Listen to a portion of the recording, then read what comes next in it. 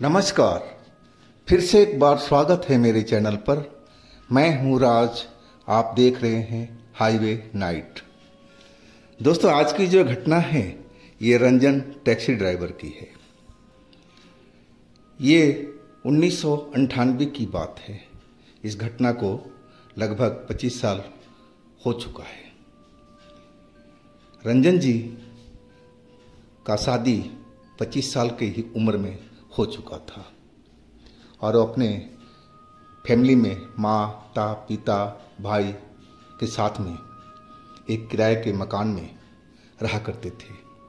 उनका जो घर था, गांव था, वो बिहार में था और वो गाजियाबाद की एक कॉलोनी में किराए के मकान में रहते थे और टैक्सी चलाने का काम करते थे। तो चलते हैं इनकी कहानी में। लेकिन दोस्तों, आपने मेरे चैनल को सब्सक्राइब नहीं किया है तो जल्दी से कर लीजिए और साथ में बेल आइकन को दबाना मत भूलिएगा। तो शुरू करते हैं आज की कहानी। दोस्तों, मेरा नाम रंजन है। मैं एक टैक्सी ड्राइवर हूँ। कहा जाता है ना कि जब पिता डॉक्टर हो तो बेटा भी डॉक्टर बनता है। जैसे उसका कोई बाप पुलिस वाला हो तो बेटा भी पुलिस वाला ही बनने की कोशिश करता है। लेकिन मेरे पिता तो टैक्सी चालक थे और मैं भी टैक्सी चालक बना था। मैं 22-23 साल की उम्र से ही टैक्सी चलाना शुरू कर दिया था और 25 साल की उम्र में आते आते पिता ने मेरी शादी कर दी थी। मेरी पत्नी खूबसूरत थी, सुंदर थी और मुझे प्यार करती थी। मैं भी उसे बहुत प्यार करता था। मेरे जो गांव था वहाँ पर मेरे चाचा की लड़की की शादी थी और सारा परिवार हमारा चला गया था उस शादी में भाग लेने के लिए। लेकिन मैं नहीं जा पाया था। मैं अपने काम में उलझा हुआ रह गया था क्योंकि मैं दूर दूर तक टैक्सी लेकर जाता था और एक बार निकला तो 2 दिन 3 दिन 4 दिन लग जाते थे आने में और वो लोग अपने गांव चले गए थे। मैं अभी बाहर ही था और चाबी मुझे पता था कि वो लोग कहाँ रख के गए और मैं अब जो सवारी थी उसको छोड़ कर के और मैं अपना घर की तरफ निकल गया था। मैं अभी बीच रास्ते में था और मन तो कर रहा था कि कैसे भी उड़ करके अब मैं अपने घर पर पहुंच जाऊं, लेकिन थकान मुझे काफ़ी हो रही थी। शरीर एकदम दुख रहा था दर्द से। लग रहा था कि बस कहीं टैक्सी लगाऊं और फिर सो जाऊं। इतना मन मेरा थका हुआ था। लेकिन मैं ये सब को दरकिनार करके और अपना मंजिल तय करता हुआ चला जा रहा था। अब तो आधी रात का वक्त हो चुका था और मैं अपना टैक्सी चलाते हुए आगे की तरफ जल्दी से जल्दी अपने घर की तरफ पहुंचने की कोशिश कर रहा था। और तभी मैंने देखा कि एक बस स्टैंड था और वहाँ पर एक ज्योति मुझे लड़की दिखाई पड़ी और वो अपना हाथ उठा रखी थी और मुझे इशारा कर रही थी कि टैक्सी रोको रोको। मैंने सोचा कि अगर हमारे घर की साइड की होगी सवारी तो मैं बिठा लूँगा, नहीं और किसी साइड में जाना हो तो बिल्कुल नहीं बिठाऊंगा। मैं कहीं और जाना नहीं चाहता था। मैं बिल्कुल थका हुआ था और दूसरी चीज़, मेरे घर पर कोई था भी नहीं तो वहाँ भी पहुँचना ज़रूरी था। और मैं उसके पास आकर के टैक्सी अपनी रोक दी। अब फिर मैंने उसको तरफ देखा तो मैं तो देखता ही रह गया था। इतनी खूबसूरत थी वो कि मेरी नज़रें तो उसके चेहरे पर जम से गई थी। मैं उसकी तरफ देखता ही रह गया और वो मुस्कुराती हुई, इठलाती हुई मेरी कार के पास पहुंच गई। जब नज़दीक पहुंची तो उसके शरीर से एक अजीब सा खुशबू, मदहोश करने वाला खुशबू जैसे उसके बदन से महक रहा था और वो मुस्कुराती हुई बोली, टैक्सी खाली है ना? बहुत ही मीठी सुरीली आवाज़ थी उस लड़की का। मैं तो उसके माया जाल में ही लग रहा कि मैं फंस जाऊंगा इतनी सुंदर थी वो। लेकिन मैं अपने मन को झटका कि मैं शादीशुदा हूँ और पराई लड़की की तरफ, पराई औरत की तरफ देखना महापाप है। और मैं उसकी तरफ नजरें नहीं किया और मैं बोला, हाँ जी, कहाँ जाएंगे आप? वो एक जगह के नाम बताई जो मेरे घर के रास्ते पर था। अब मैंने बता दिया कि दी मैं आपको छोड़ दूंगा, लेकिन अंदर नहीं जाऊंगा, आपको मेन रोड पे ही उतरना पड़ेगा। वो हंसते हुए बोली, कोई बात नहीं, आप जहाँ आपकी इच्छा हो वहाँ पर छोड़ दीजिएगा। और वो गेट खोल करके अब मेरे बराबर वाली सीट पर ही बैठ गई। अब मैं अपनी गाड़ी लेकर के चल पड़ा आगे की तरफ। अभी भी उसकी जो शरीर से खुशबू उठ रही थी, अब तो और ज़्यादा मेरी गाड़ी में फैलने लगी थी। पता नहीं कौन सा इत्र था या फिर क्या था, मुझे कुछ समझ में नहीं आया था कि वैसा इत्र मैंने, ऐसा सुगंध मैंने आज तक सूंघा नहीं था, ना महसूस किया था। और मुझे ऐसे लगने लगा कि उस इत्र से, उस खुशबू से मुझे एक अजीब तरह का नशा होता जा रहा है। अब मैं जैसे सब कुछ अपना भूलते हुए जा रहा हूँ और मैं एक झटके से उस लड़की की तरफ देखने लगा। और वो लड़की तो यही चाहती थी कि मैं उसको देखूं। मैं बड़े ध्यान से उसके चेहरे को देखा। गजब की खूबसूरत थी, सुंदरता तो जिसे फूट फूट करके भरी हुई थी। वो मुस्कुराते हुए बोली, क्या देख रहे हो मेरे चेहरे पर? क्या तुम मुझे पसंद करने लगे हो? मैं बस उसकी बात को सुन करके रह गया था। मेरे मन में कुछ अलग विचार चल रहे थे कि मुझे इसकी तरफ देखना नहीं चाहिए, मैं शादीशुदा हूँ, ये और कोई लड़की है, देखना इसकी तरफ पाप है। लेकिन मेरा जो दिमाग था वो बिल्कुल काम नहीं कर रहा था, पता नहीं क्यों। और मैं अपना सर हिला दिया कि हाँ, मैं तुम्हें भी चाहता हूँ, प्यार करता हूँ एक नज़र में। और वही तो ये लड़की चाहती थी। और मैं टैक्सी ड्राइव करते हुए और उसकी तरफ देख करके जो पूछ रही थी उसका मैं जवाब देते जा रहा था। और फिर वो बोली कि देखो, वो खंडहर दिख रहा ना? मैंने उस रोड पर कभी खंडहर नहीं देखा था। उस रोड से मैं पता नहीं कितनी बार गुजरा था, लेकिन मैंने खंडहर ऐसी चीज़ कोई देखी नहीं थी।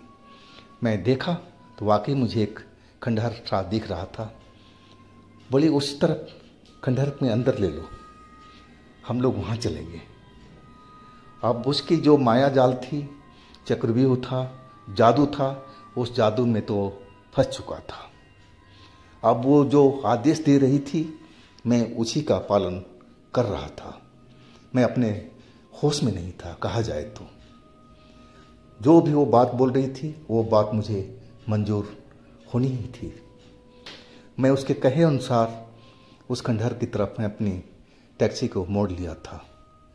मैं देखा कि वहाँ पर जंगलात से दिख रहे थे और बीच में एक कच्ची रोड सा अंदर जा रहा था।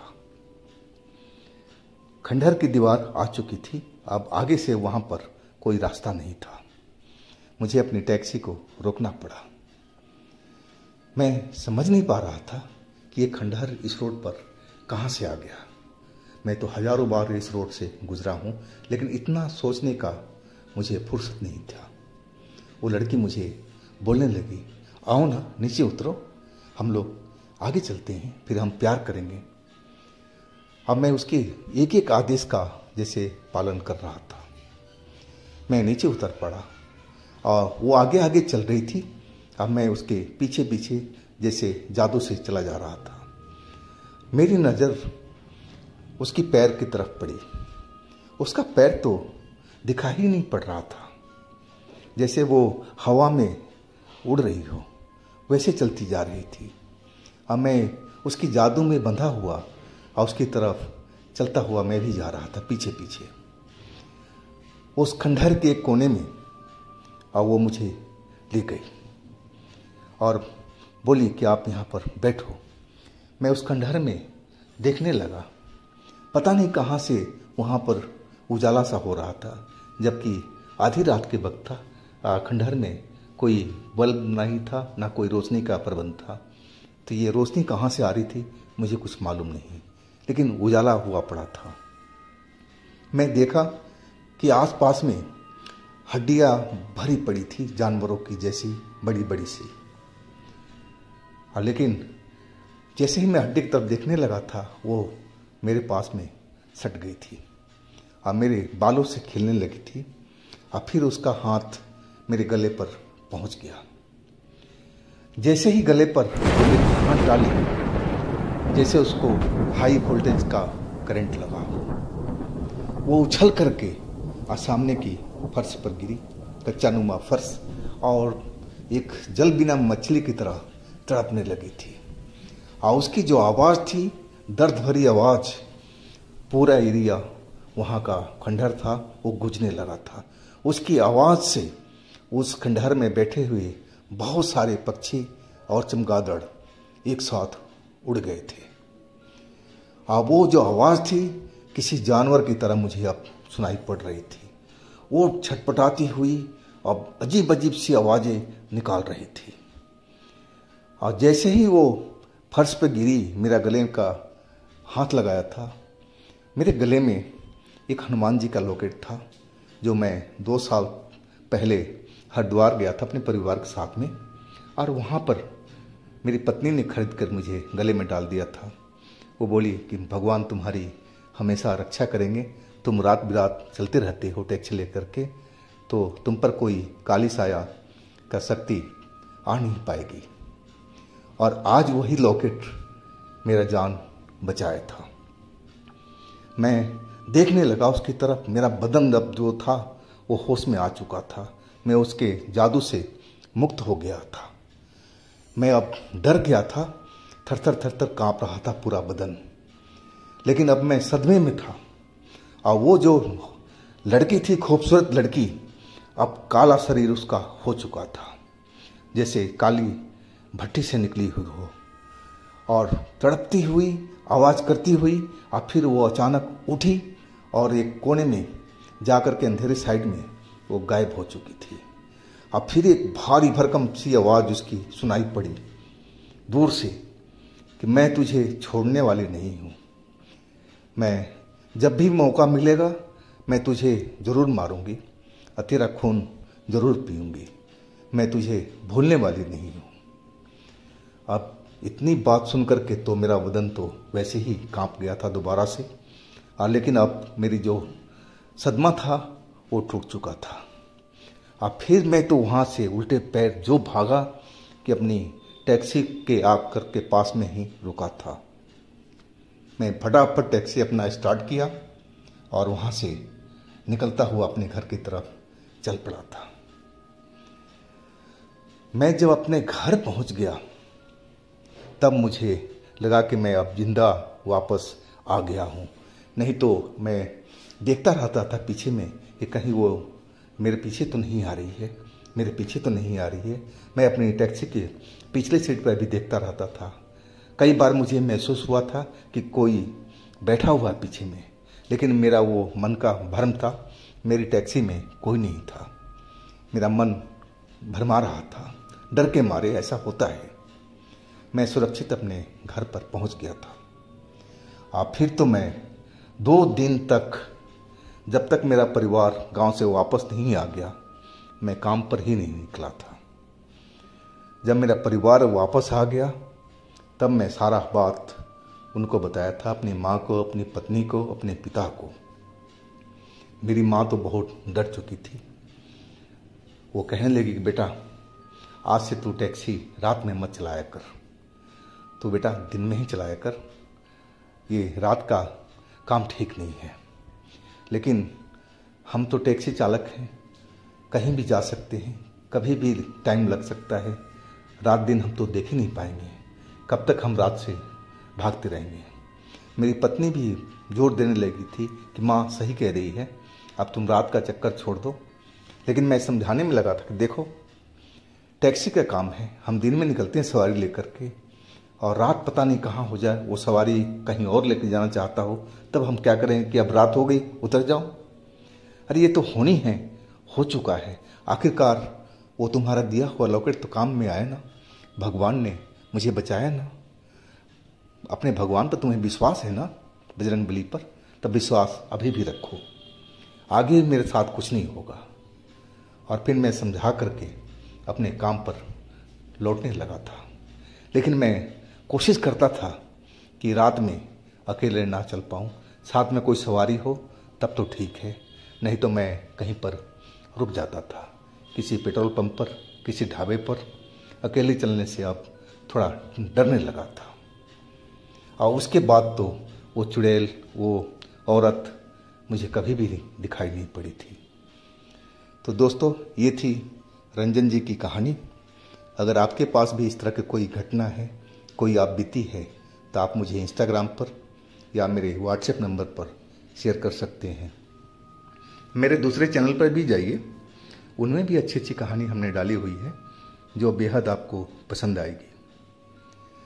चैनल का लिंक मैं नीचे में दिया हुआ हूँ डिस्क्रिप्शन बॉक्स में, तो एक बार उन पर भी जाकर के विजिट कीजिए, उन कहानियों को मज़ा लीजिए।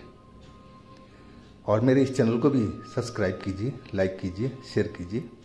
फिर हम मिलते हैं अगले दिन एक नई घटना, एक नई कहानी के साथ में। आप लोग अपना बहुत ही ख्याल रखिएगा। नमस्कार।